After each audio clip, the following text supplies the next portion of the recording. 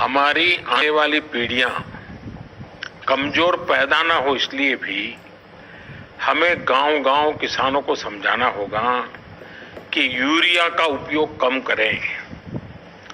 Urea के कारण बहुत बड़े संकट आ रहे हैं। यूरिया से हमारी मिट्टी, हमारे जल, उस पर बहुत विपरीत असर होता है। और इसलिए पल्लवी जी, आप जैसे प्रधान गांव वालों को समझाए कि भाई अब गांव में पहले अगर 10 थैली आता था यूरिया तो अब 5 थैली आएगा, पहले 100 थैली आता था तो 50 थैली आएगा। हम आधा कर देंगे। आप देखिए, पैसा भी बचेगा और ये हमारी धरती माता भी बचेगी। तो मैं चाहूंगा कि जब पंजाब के किसानों से बात हो रही है और पल्लवी जैसे प्रधान से बात हो रही है, तो मुझे पक्का विश्वास है कि आप ये काम करोगी। और मेरी तरफ से आपको बहुत बधाई, बहुत शुभकामनाएं। आइए हम महाराष्ट्र चलते हैं। भोले भाले किसान अधिक उत्पादन के लालच में फंसकर रासायनिक खाद व कीटनाशकों का प्रयोग करने लगे। बैलों की जगह ट्रैक्टर से जुताई होने लगी। शुरुआत में कम रासायनिक खादों के प्रयोग से अधिक उत्पादन हुआ।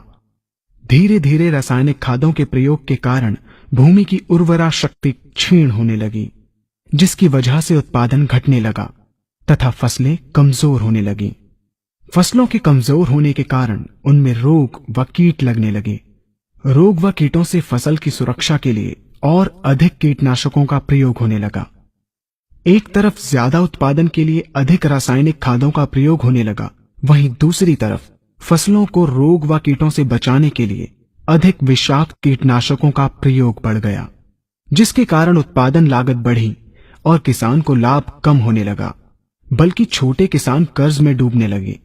धीरे धीरे भूमि की उर्वरा शक्ति क्षीण होने से भूमि बंजर होने लगी। रासायनिक खाद व कीटनाशकों के कारण खाद्यान्न भी विषाक्त हो गए तथा जलवायु भी प्रदूषित हो गई, जिसके कारण मानव, पशु पक्षियों के स्वास्थ्य पर प्रतिकूल प्रभाव पड़ा, जिसका परिणाम आपके सामने है। मानव स्वास्थ्य पर रासायनिक खादों के पड़ने वाले प्रभाव को आप ऐसे समझें। जब किसान फसल में रासायनिक खाद डालता है तो रासायनिक खाद में उपस्थित विषाक्त रसायन जल में घुलकर सबसे पहले जल को प्रदूषित कर भूमि के अंदर उपस्थित केचुए व सूक्ष्म जीवाणुओं को मार देता है।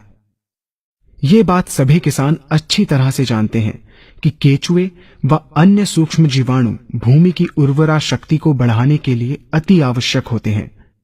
विषाक्त रसायन के कारण इनकी मृत्यु हो जाने से भूमि की उर्वरा शक्ति नष्ट हो जाती है तथा भूमि कठोर होकर बंजर होने लगती है। रासायनिक खादों के विषाक्त रसायन पानी के माध्यम से अन्य खनिजों के साथ फसल के अंदर पहुंचकर फसलों को विषाक्त बना देते हैं।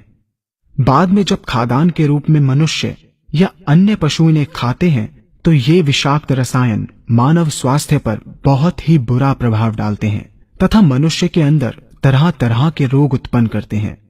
जब हम जैविक खाद का प्रयोग भूमि पर करते हैं तो जैविक खाद पानी में मिलकर पानी को प्रदूषित नहीं करती।